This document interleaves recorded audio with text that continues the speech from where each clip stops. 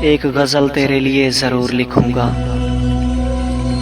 एक गज़ल तेरे लिए ज़रूर लिखूंगा, बेहिसाब उसमें तेरा कसूर लिखूंगा।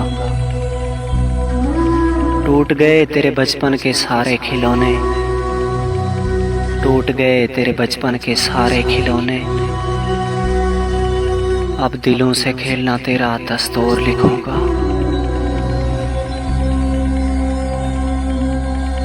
बहुत अनमोल है मेरे लिए आज भी वो एक शख्स, बहुत अनमोल है मेरे लिए आज भी वो एक शख्स,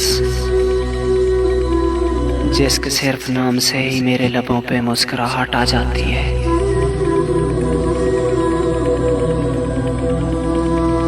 सुनो हम बैठकर तन्हा किसी वीरान गोशे में, सुनो हम बैठकर तन्हा किसी वीरान गोशे में, हवा को दुख सुनाएंगे तुझे हम भूल जाएंगे।